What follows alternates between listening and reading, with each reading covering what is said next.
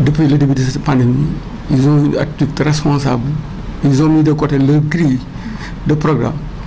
pour privilégier leur participation à ce combat, à cette menace.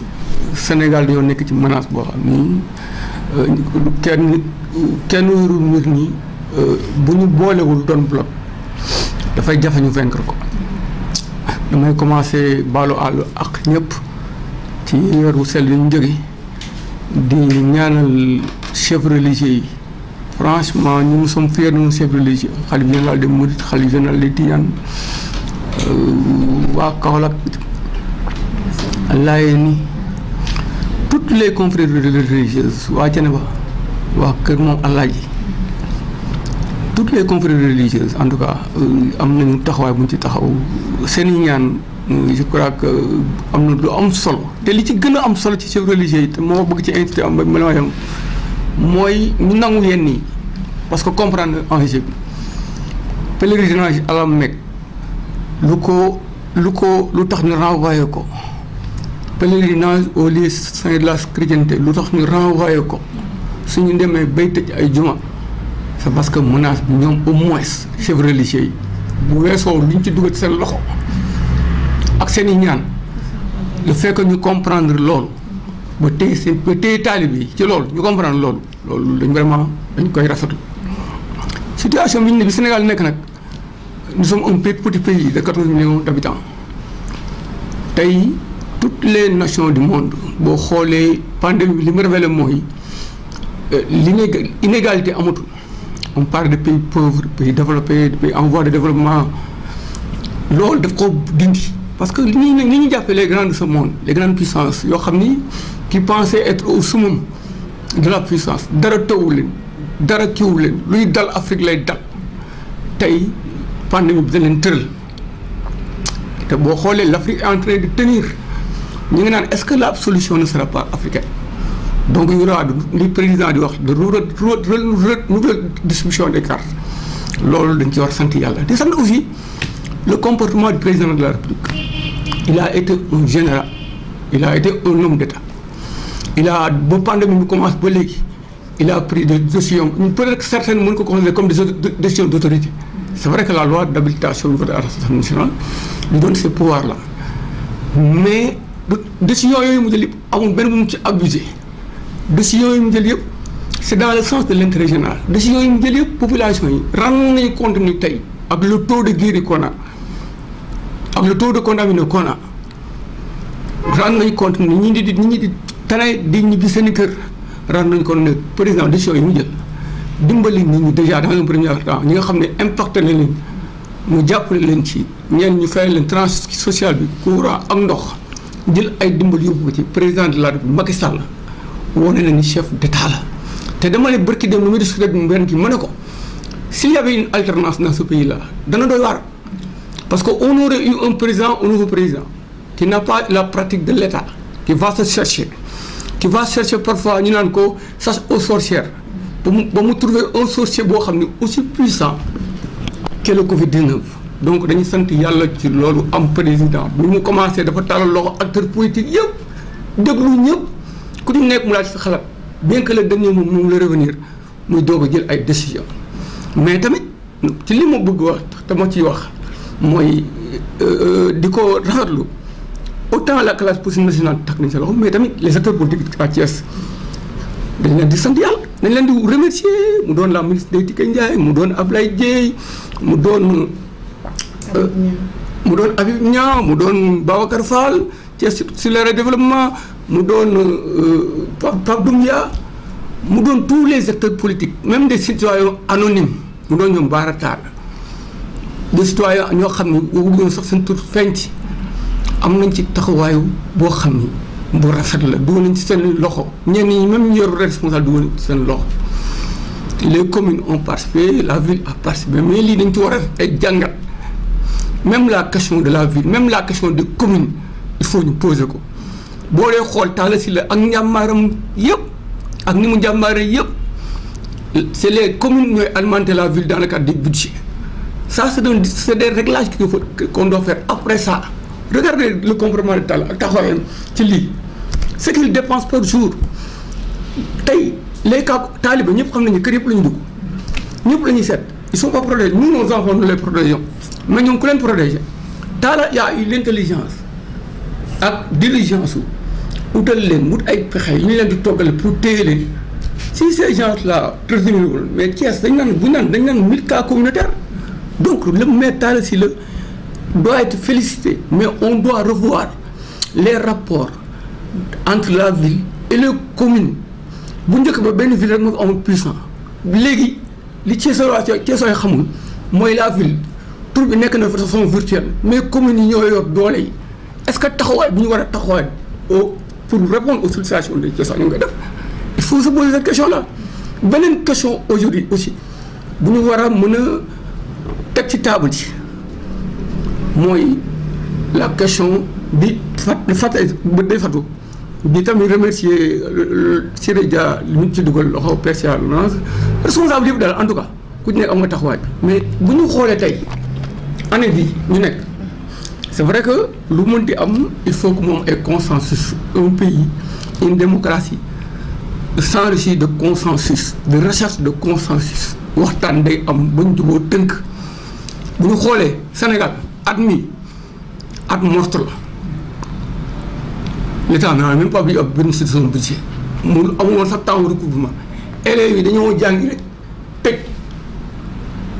aucun secteur de l'activité politique nationale ne bouge transporteurs yi liggéeyul kenn liggéeyul mais est-ce que at mii ñu nekk nii mën nañ ko comptabiliser dans un mandat c'est une année morte ëllëg kenn xamul pandémie bi fan la jëm c'est un débat qu'il faut poser par rapport aux questions on est en train de parler du dialogue national mais nañ ci installer question yi nii est-ce que un pays qui sort affaibli d'une pandémie est-ce que pays boobu économiquement il a des ressources face aux urgences yi taxaw ci kanam naan day wut ay moyens wala day collecter ay moyens pour dem ay élections mu doon élection locale je parle des élections locales et de l'élection présidentielle est-ce que tal nañ ko fi mu ne est-ce que on peut voir benn consensus bu classe politique bi tënk lépp luy élection parce que nag bala nga naan ndam nekk fa Sénégal bu ñu laa dégg nga naan projet société yi fekk ñu jóge ci ab pandémie ñu affaiblirul seeni ressources amatuñ ko dara doyatul état bi war a jàkkaarloog éducation bi tey ci plateau médicaux yi ñu yor pandémie wane nañu y a beaucoup de défaillances est-ce que du question yooyu moo war a gën a doon question urgente ba mu am une unité nationale ba nit ñi dajaloo ba temps mën a nekk ci élection je dis que ça c'est un débat qui est posé est-ce que aujourd'hui face à cette situation d'année morte cette année-là est morte de sa belle mort est-ce que mën a comptabiliser dans le bilan présidentiel Sonko man je ne suis pas adepte de la pensée unique le Sénégal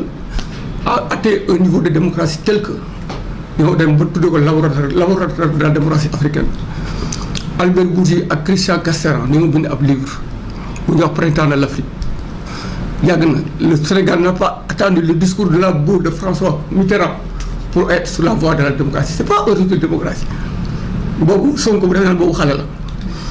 ces gens là Sonko xam nga nit lu nekk loo boo dee wax lu pertinent daa am jamono boo koy waxee dama dégg Idrissa sama grand frère ami le premier ministre Idrissa Seck mu naan ndox muy fay lakk soxlawul di ko filtrer il y a des questions accessoires qui ne sont pas c'est-à-dire que face à un enjeu est-ce il y a des questions accessoires yoo xam ne am fi njëriñ gis nga Masmoud Diop bu PA yi da doon wax naan méfiez-vous des hommes politiques qui ne gèrent que le présent mu ne le présent c'est la boue c'est l'embournement ban la mu ne méfiez-vous des hommes politiques qui vont laisser aux générations futures le chaos de l'insatisfaction. Donc parfois il faut avoir une capacité procédure d'anticipation. On peut gérer le présent, il faut gérer l'avenir et le futur. Il faut pas les questions immédiates c'est des questions qui ne concernent que les gens yi nga xam ni moment boobu ñu ngi dund mais c'est ce qui vont venir nos enfants nos petits-enfants bala nga leen di bàyyi fi ñuy jëm nii parenthèse bi ñu nekk nii mais c'est une pandémie qui a secoué les fondements de la République qui va mettre à terre le monde entier est-ce que pandémie boobu mën na ci nekk du wax mbaxum politique du waxum nan waaw bu teyee nga ne contrat bu ëllëgee nga ne 84 mu 14 milliards bu ñëwee nga ne noonu wala la ne devait pas faire ça mais président de la république moom la Sénégalais yi fal ku ci nekk da nga demoon am sa projet de société mu ñu ne kii moo ñu doy il gère la plénitude de ses pouvoirs moom la ñu kii ku mu ci woo di la concerté woo tamit day jël sa xalaat mais il n'est pas obligé def la nga bëgg moom mi Sonko na xaar bu bës bu ko Sénégalais joxee pouvoir jox réew peut-être mu jël lii laa bëgg a def mais nous gérons la gestion d'un pays face à cette crise-là qui est tellement sérieuse am na yenn détails yoo jot. Deuxièmement un président de la République du Edouard Lassouf du Sonko c'est un homme d'État qui a à sa possession des grilles de lecture, d'analyse qui lui permettent de faire un choix objectif. Président de la République tey crise yenn guerre boo amee généraux yi la ñuy déglu gérer stratégie militaire bu crise de l'éducation amee les professionnels la ñuy déglu bu crise sanitaire amee les autorités sanitaires c'est les voies autorisées ñooñu le président di déglu la muy wax ak ñoom ab Sonko xamu ko keneen xamu donc qu'on arrête cette politisation c'est-à-dire cette capacité-là à vouloir être toujours dans l'espace et à se positionner moo leen dal soo mu dafa dal mooy il pense pouvoir toujours être dans l'espace et continuer à se positionner. Il avait vu des chimères, il pensait être président de la République. Les Sénégalais en ont décidé autrement. li ñu jëm nii daal ci li may wax mooy dañu xam ni cette année-là est morte. On ne pose pas le débat de second mandat du président de la troisième mandat, c'est pas le débat qui se pose. Mais est-ce que les Sénégalais, est-ce que ce pays politiquement, économiquement, qui est économiquement morte, année bi, est-ce qu'on peut, dans le cadre du bilan du président de la République qui avait demandé 5 ans, à qui on a donné 5 ans, et toutes les ressources qui l'accompagnent pour nous réaliser ces ambitions-là, est-ce que cette année-là, on a ça c'est un débat qu'on ne doit poser, pas parce qu'on veut que le président se maintienne au pouvoir, mais c'est parce que nous pensons que c'est dans une situation exceptionnelle qu'un pays doit se remettre en cause. Ils le savent, tout le monde le sait. On a, depuis l'histoire, depuis le Sénégal indépendant, depuis l'histoire du Sénégal, on n'a jamais fait à cette situation pareille. Nous avons takki masque ci dëkk bi ñu ne leen telle heure couvre-feu on a été là en 88 c'est pour des contestations électorales tension de la rue moo ñu couvre-feu état d'urgence mu dee ñu ne nit ñi dañ toog bu nit ñi jumaa yi nit ñi bu ñu julli ji Makka amul loolu du lu ndaw c'est-à-dire que c'est pas des détails c'est des questions de sécurité nationale c'est-à-dire que c'est des questions am na yenn comportement yoo xam bu ko nit amee sax ils doivent être poursuivis pour atteinte à la sûreté de l'État. Parce que c'est des questions extrêmement gravissimes. C'est-à-dire, je ne le dis pas parce que je suis le président, mais je dis que le président de la République, il a eu une attitude responsable. Macky Sall, c'est un homme d'État. Qui est la chance qu'on a? On a vraiment un maire qui a une attitude aussi fédératrice. C'est-à-dire que la pandémie, on est vaincre. Il est le chef de centre Djibici, qui n'est pas de Thiès, qui est du Fouta, mais qui a même Macky Sall intéressé. Dougal loxom ci pandémie bi japp ci bu baax. Donc cette unanimité bien Thiès de tous les responsables, docteur Ndiaye, de tous les responsables de Thiès, Moulay Diop au niveau de la zone nord, avec tous les responsables dans l'unanimité, ils ont compris que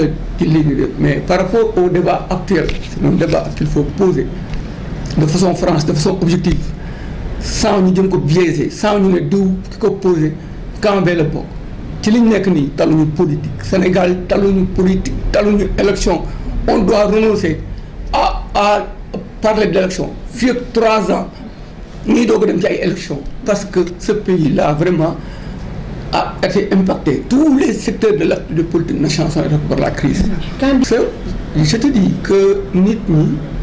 les niveaux de démocratie fi ñu toll tey bu njëkk ba contexte bi ñu nekkoon c'était le remontoire de l'horloge. Nous sommes à l'ère du numérique. L'ère du numérique tey nit ñi la démocratie elle est plurielle nit ñi dañ ku nekk am nga xalaat wax lu la neex analyse lu la neex ça on peut pas doo nit doo ko empêcher nit ki chacun est libre d'exprimer sa pensée mais est-ce que la muy wax xam na ko politisation nit ñi ñoo tàmm loolu viseur bi ñu ne politique boo xoolee à travers les réseaux sociaux façon bu nekk y a des gens qui disent que maladie bi amul te muy rey te les grands de ce monde là ñi nga xam ne ñoo lañ jàng professeur bi yëpp ñi ko jàng ñu dem ba tëral ko à terre nga ni cette pandémie là n'existe pas muy rey ay nit ñu leen di hospitaliser ay cas grave gis ko ñuy dee nga ne cette pandémie là ça c'est des gens nihilistes c'est des gens qui entraînent de la confusion c'est des gens yoo xam ni qui ont l'habitude ces gens-là n'existent que dans la confusion c'est-à-dire que ils ne sont capables de la production de la plus petite production intellectuelle amuñu xam-xam ci dara li ñu am mooy créer une confusion wax lu ñu xamul cette crise-là dafa elle est politique dans le sens où dafay remettre en cause nos politiques elle est politique parce que c'est ce qui nous permet aujourd'hui de vivre en cité de vivre en toute collégialité boo waxee léegi ñu ne distanciation sociale donc ngay sori sa ñu dootoo ko nuyu dañoo tàmm nuyu elle est politique dans ce sens-là parce que elle peut hypothéquer l'avenir de toute une génération c'est dans ce sens-là que booy xool en politique mais pas politicienne c'est une affaire qui est sérieuse on doit laisser aux professionnels ñu wax ci bu ñu dara amee dañ naan donner la parole à ceux qui savent xam nga parfois problème bu amee ci réew mi xam nga kañ lay am ñi xam bu ñu noppee ñi xamul di wax te peut-être que bu ñu xamul bu ñuy wax ñenn yenn esprit yi mu ñu leen dégg yaakaar nañu wax dëgg la mais franchement ku wax crise bi ne plus sérieuse nga gis taxawaay bi ci président taxaw ak détermination bi am engagement bi am nañu continuer ci loolu ñaan ci li ñuy non ils sont en 88 93 dafa amoon tension électorale ñaan na sëriñ si wax moom Abdou bon j'ai rencontré moom Abdou 4 jours Abdou Aziz Sy Al Amine 4 jours peesal yàlla na ko yàlla xare àjjana 4 jours avant muy avant seen Cheikh di nekk di nelaw 4 jours avant un lundi ñuy waxtaan mu ne moo nay dégg damay dégg parfois ñu naan ne sëriñ si wax ne sëriñ si wax mais sëriñ si la ñuy wax ak la ñuy wax ak président de la République du jëm ci kaw xalifa général des mourides mu jël pandémie bi amee jël contribution bu am solo demandé képp ku ñu dugg ci loxo xalifa général des Tidianes am ci attitude de responsabilité tous les foyers religieux du pays boo gisee Thiénaba sax ñoo ci dugal seen loxo foyers religieux yëpp dañ ci dugal seen kër moom Alaaji ñoo jël seen i moyens dugal ci ba pare di sensibiliser lii du ay caaxaan Sénégal on a une exception sénégalaise loolu moo ci génne donc da ngay ñaan yàlla que le Sénégal continue de rester un îlot de paix de stabilité politique que nos hommes politiques savent parfois raison garder que des consensus politiques ñu trouver ko ci ñu construire ko ci li ñu jëm ñu ngi bëgg a dem le 2 pour ci école yi j'ai même entendu le maire de la ville mu ne dañ def nettoyage le 28 le 29 ça il faut le saluer l'État est en train de prendre nañu moytu rek di apeurer les élèves ñuy jàngi ñu naan leen noonu bu ñu dool suñu doom yi gën ñu bëgg Macky Sall ñenn ñi dañuy wax comme si ñoo gën a bëgg réew mi Macky Sall dafay am ay mbokk am fii doom am fii xarit njabooti ñëpp waaw c'est le père de la nation moo njabooti ñëpp donc du jël mukk di scier la branche sur laquelle il est assis wala mu jël ay njabootam leen yëpp ci jéem au contraire il a fait en sorte que tey que la peur puisse changer de camp. Il n'a pas apeuré les populations. Il les a rassurés. C'est un président qui rassure. di terminer di ziar sama xarit. Avant de terminer. Éternel appel du ministère de la santé chaque fois bu ñuy def le compte rendu dañuy loolu la ñuy mujjee les mesures barrières de respecter. L'appel aussi bi ñuy war a def mooy c'est ce jour la Korité ak veille bi c'est un peu décisif na ko nit ñi respecté lii tax li ñuy tere li ñuy état di tere naa ñu tëdd leen 21 heures malgré lui malgré l'état parce que l'état est garant de notre sécurité et de nos biens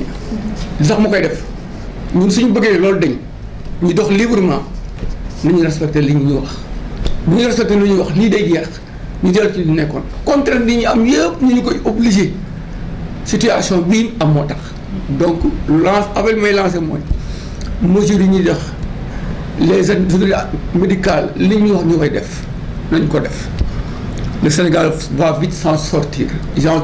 ai l'absolue conviction que danañ ci génn yàlla danañu ci génn te tamit li ñu nekk tam yàlla dañu jox ci leneen leçon mooy Sénégal dañu war a fut xol sant yàlla on n'a pas de ressources c'est maintenant qu'on a le gaz et le pétrole li ñu yàlla defal ko kenn benn dëkk l'Amérique puissante doole lañu yor ay milliers de morts l'Italie feneen ak feneen dañu sant yàlla bokk ndey bokk bàyyi cohésion sociale am fi acteurs politiques yi jubóo ñu dépolitiser le contexte yi ñu jëm nañu ko dépolitiser autant que faire se peut créer ay consensus talagu ñuy élection cette année là je le dis je le répète c'est une année morte li mënoon mu wax mooy sama ki tax mooy def politique dama ci profiter rendre ko hommage sama ex-directeur général Amadou Samba Kane c'est la seule personne qui a justifié mon engagement auprès du président moo tax jàppale président ce qu'il a fait à la LONASE aucun directeur général depuis l'histoire de la LONASE a fait d'un déficit de 7 milliards mu indi chiffre d'affaires bi à 120 milliards personne ne l'a fait c'est la seule personne bu tax ma jàppale président de la République moo ngi koy ñaanal yàlla may ko gudd fan may ko wér leeral fi mu jëm parce que c'est un homme d'État on reproche souvent parfois au président oui gestion sobre et vertueuse non il est l'exemple patent de cette gestion sobre et vertueuse di saluer tamit di ziar sama xarit di sama lépp le chef de centre BBC di nit ku baax di nit ku yiw di nit ku bëgg président di nit kuy xeex pour président di nit kuy jàppale ko président il aurait pu dire que chef de service là Fouta laa dëkk Thiès sama yoon nekk ci mais il aide beaucoup dans le social di gërëm mon maire de la ville c'est un véritable soldat ku mën a nekk ci ab dëkk climatiseur doo ko taal doo tëdd ci mat la bu kii nekk ci mairie bi parce que t'es face à une menace ne nit ñi war a bu ñu jaaxle dañuy ñëw ci man dama war a taxaw ñëpp kooku c'est un soldat jàmbaar la autant le président est un général lui autant dans cette ville là Talla Sylla est un général est un fédérateur donc maa ngi koy gërëm di ziar presse bi di leen rendre hommage c'est le quatrième pouvoir mais il n'en use pas de ce pouvoir là il ne brûle pas ce pays là au contraire ils travaillent parfois de par leurs informations à pacifier l'espace de compétition politique électorale et en faire en sorte que ce pays reste dans la paix à proximité.